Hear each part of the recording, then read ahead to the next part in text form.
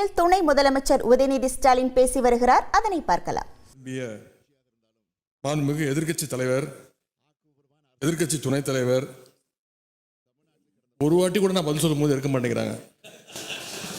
நானும் தொடர்ந்து பார்த்துக்கிட்டே இருக்கிறேன்.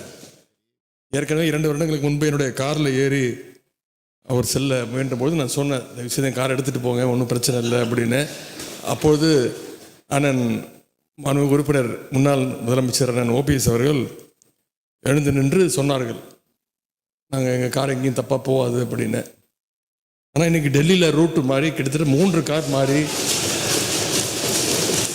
அவங்க கட்சி ஆஃபீஸுக்காக போயிருக்கிறதா சொன்னாங்க. அவருடைய அதுக்கு வாழ்த்துக்கள். என்னுடைய சேப்பாக்கம் திருவல்லிக்கேணி தொகுதி உறுப்பினர் மக்களுக்கு இந்த நேரத்தினுடைய நன்றியை நான் தெரிவித்துக் கொள்கின்றேன்.